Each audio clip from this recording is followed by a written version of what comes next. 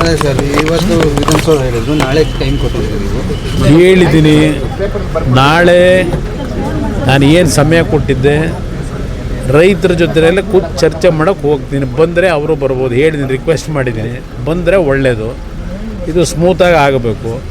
ನಿನ್ನೆಯಿಂದ ಕೆಲವರು ಒಂದು 15-20 ಜನ ಕೂರಿಸಿದ್ದಾರೆ. ಈಗ ಅವರು ಒಂದು ಕಡೆ ನಮಗೆ ಭೂಮಿ ನಾವು ಕೊಡ್ಲಿಕ್ಕೆ ತಯಾರಾಗಿದ್ದೇವೆ ಅಂತೇಳಿ ಅವರೊಂದು 20 ಜನ ಈಗೇನೋ ನೆನ್ನೆ ರಾತ್ರಿಯಿಂದ ಟೆಂಟ್ ಹಾಕೊಂಡವ್ರೀಗ ಅದ್ರ ಎದುರುಗಡೆನೆ.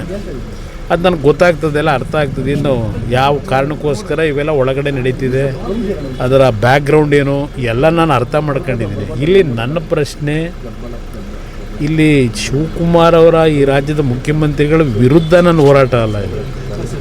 ಇಲ್ಲಿ ರೈತರು ಒಂದು ಬಾರಿ ನನ್ನ ಹತ್ರ ಬಂದು ರಿಕ್ವೆಸ್ಟ್ ಏನು ಮಾಡಿದ್ರು, ಈಗ ಒಂದು 7 ತಿಂಗಳಿದ್ದೆ.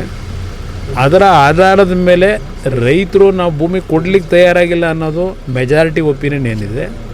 ಅವರ ಹೋರಾಟ 450-470 ದಿವಸ ಆಗೋಗಿದೆ. ಈಗ ಅವರ ಒಂದು ಅಹವಾಲಿಗೋಸ್ಕರವಾಗಿ ನಾನು ಇದಕ್ಕೆ ಇಂಟರ್ಫಿಯರ್ ಆಗಿದ್ದೀನಿ. ನಾನು ಪರವೂ ಇಲ್ಲ, ವಿರೋಧವೂ ಇಲ್ಲ, ರೈತರ ಪರವಾಗಿದ್ದೀನಿ. ರೈತರು ಕೊಡಲಿಕ್ಕೆ ತಯಾರಾಗಿಲ್ಲ ಅನ್ನೋದು ಮೆಜಾರಿಟಿ ಒಪಿನಿಯನ್. ಅದರಿಂದ ಇದರಲ್ಲಿ ಪ್ರತಿಷ್ಠೆ ಇಲ್ಲ ಅನ್ನೋದು ನಾನು ಪದೇ ಪದೇ ಹೇಳ್ತಾ ಇದ್ದೀನಿ. ಈಗ ರೈತರೆಲ್ಲ ಒಪ್ಕೊಂಡ್ರೆ ನಂದೇನು ಅಬ್ಜೆಕ್ಷನ್ ಇಲ್ಲ, ಧಾರಾಳವಾಗಿ ಮಾಡ್ಕೊಳ್ಳಿ. ಆದರೆ ಬಲವಂತ ಮಾಡಿ ರೈತರುಗಳನ್ನು ಬೇರೆ ಬೇರೆ ರೀತಿ ನೀವು ಅವ್ರನ್ನ ಎದುರಿಸ್ತಕ್ಕಂಥದ್ದಕ್ಕೆ ಹೋದ್ರೆ ಉಪಯೋಗ ಬರೋದಿಲ್ಲ. ಪ್ರೀತಿಯಿಂದ ಮಾಡಬೇಕು ಕೆಲಸ, ಏನೇ ಮಾಡಿದ್ರು ಪ್ರೀತಿಯಿಂದ ಮಾಡಬೇಕಾಗ್ತದೆ. ವಿರೋಧ ಇದ್ದಾಗ ಯಾತಕ್ಕೆ ಆಟ, ಇದು ನನ್ನ ಪ್ರಶ್ನೆ. ಈ ನಡುವೆ ಬಾಲಕೃಷ್ಣ ಅವರು ಆ ಬೈರಮಂಗಲಕ್ಕೆ ಬಂದರೆ ಲಾ ಆ್ಯಂಡ್ ಆರ್ಡರ್ ಪ್ರಾಬ್ಲಮ್ ಆಗುತ್ತೆ, ವಿಧಾನಸೌಧದಲ್ಲಿ ಮಾತಾಡಿದ್ರೆ ಏನು ತಪ್ಪು? ನೋಡಿ, ಅದು ಆಗಿದ್ರೆ ಎಲ್ಲ ರೈತರನ್ನೆಲ್ಲ ಅಲ್ಲಿಗೆ ಕರೆಸ್ಕೊಳ್ಳಿ. ಈಗ ನಾನು ಈ ರಾಜ್ಯದಲ್ಲಿ 2006-7 ಇದು ಹೇಳ್ತಾರಲ್ಲ, ಆ ಸಂದರ್ಭದಲ್ಲಿ 3 ಮೀಟಿಂಗ್ನ ಕೃಷ್ಣ ಕಚೇರಿನಲ್ಲಿ ಆ ರೈತರುಗಳು ಯಾರು ವಿರೋಧ ಮಾಡ್ತಾ ಇದ್ದಾರೆ ಅಂತಕ್ಕಂಥದ್ದು ಒಂದು ಆ ಟೈಮ್ನಲ್ಲಿ ನಡೀತಾ ಇತ್ತು. ಎಲ್ರಿಗೂ ಮುಕ್ತವಾಗಿ ಅವಕಾಶ ಕೊಟ್ಟು 500-600 ಜನ ಕರೆಸಿ ಕೃಷ್ಣ ಕಚೇರಿ ಒಳಗೆ ಮೀಟಿಂಗ್ ಮಾಡಿದ್ದೀನಿ. 3 ಬಾರಿ ಮೀಟಿಂಗ್ ಮಾಡಿದ್ದೀನಿ ರೈತರ ಹತ್ರ, ಅವರಿಗೆಲ್ಲ ಎಕ್ಸ್ಪ್ಲೈನ್ ಮಾಡಿದ್ದೀನಿ. ನಾನು ಆ ರೀತಿ ನಡ್ಕೊಂಡೆ. ತರಾತುರಿಲಿ ನಾವೇನು ಮಾಡಲಿಕ್ಕೂ ಹೋಗಲಿಲ್ಲ. ರೈತರದ್ದು ವಿರೋಧ ಜೊತೆಗೆ ಇವರು ಕಾಂಗ್ರೆಸ್ನ ನಾಯಕರುಗಳೇ ಆ ಟೈಮಲ್ಲಿ ಏನೇನು ವಿರೋಧ ಮಾಡಿ ಅಸೆಂಬ್ಲಿ ಒಳಗೆ ಚರ್ಚೆ ಮಾಡೋರು ದಾಖಲೆ ಇದೆ.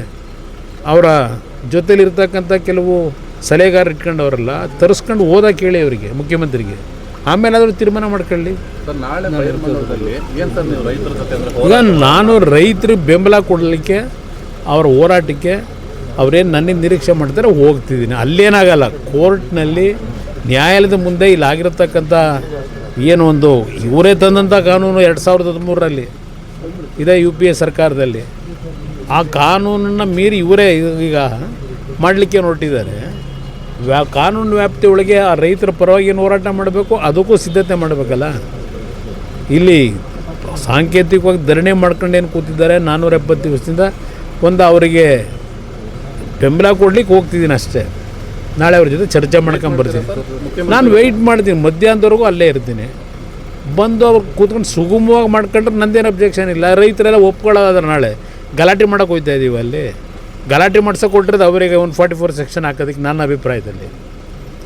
ಯಾಕೆಂದರೆ ನಿನ್ನೆ ಒಂದು 20 ಜನ ಕೂರಿಸ್ಕೊಂಡವ್ರೀಗ ಅಲ್ಲಿ ಇಷ್ಟೆಲ್ಲ ಬೆಳವಣಿಗೆ ಆಗಿ ಅವ್ರು ಇಲ್ಲಿವರೆಗೆ ಕೊಟ್ಟಿರ್ತಕ್ಕಂಥ ಕಾಂಪನ್ಸೇಷನ್ ಎಷ್ಟು ಜನಕ್ಕೆ ಕೊಟ್ಟವ್ರೆ? 19 ಕೋಟಿ ಕೊಟ್ಟಿದ್ದೀವಿ ಅಂತ ಹೇಳ್ತಾರೆ.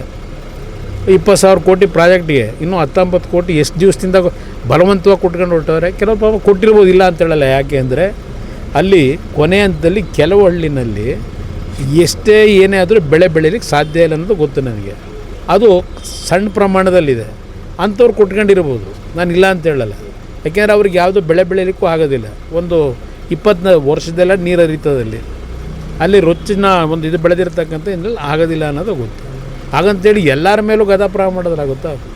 ಜನ ಒಪ್ಕೊಂಡು ಕೊಟ್ಟರೆ ನಂದೇನು ಅಬ್ಜೆಕ್ಷನು? ಪ್ರೋಗ್ರಾಮ್ ಮಾಡಿ ನಾನೊಬ್ಬ ರಾಜ್ಯದ ಮುಖ್ಯಮಂತ್ರಿಯಾಗಿ ಕೆಲಸ ಮಾಡೋದವನಿಗೆ ಇಲ್ಲಿ ರಾಜಕೀಯಕ್ಕೋಸ್ಕರವಾಗಿ ಅಭಿವೃದ್ಧಿ ತಡಿಬೇಕು ಅಂತ ಹೇಳ್ತೀನ? ಬೆಂಗಳೂರು ನಗರದಲ್ಲಿ ಇಷ್ಟೆಲ್ಲ ಅನಾಹುತಗಳಾಗ್ತಾಯಿದೆ. ಇಷ್ಟೆಲ್ಲ ಇದ್ದು ಇಲ್ಲಿ ನೀವು ಸರಿಪಡಿಸ್ಲಿಕ್ಕೆ ಹೋಗಿದೆ, ಮತ್ತು ಇನ್ನೊಂದು ನಗರ ಸೃಷ್ಟಿ ಮಾಡ್ತೀವಿ ಅಂತ ಹೋದರೆ ನಗಲವ ಯಾರಾದ್ರೂ ಇದೇ ಇರುತ್ತೆ. ಇಲ್ಲಿ ಅದು ಎಂಥದ್ದು ವಾಚ್ ಅಂತ ಹೇಳಿದ್ರು 80 ಲಕ್ಷ ಅಂತ ಯಾರೋ ನೆನ್ನೆ ಹೇಳ್ಕೊಂಡವ್ರೆ. ಇದು ಸ್ವಲ್ಪ ಒಂಚೂರು ನೋಡಿ ಯಾವ ವಾಚು ಅಂತೇಳಿ, ಏನೋ 75 ಲಕ್ಷದೋ 80 ಲಕ್ಷದೋ ಅಂತ.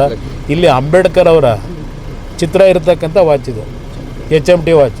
ಹತ್ರ ಒಂದು 60-70 ವಾಚ್ ಇದೆಯಂತೆ. ಬಂದು ಯಾರನ್ನಾದ್ರು ಕಳಿಸ್ಬಿಟ್ಟು ಇವರು ಎಂಥದ್ದು SIT ಇಟ್ಕೊಂಡವ್ರಲ್ಲ ಚೆಕ್ ಮಾಡಿ ತಗೊಂಡೋಗಿ ಕೇಳಿ.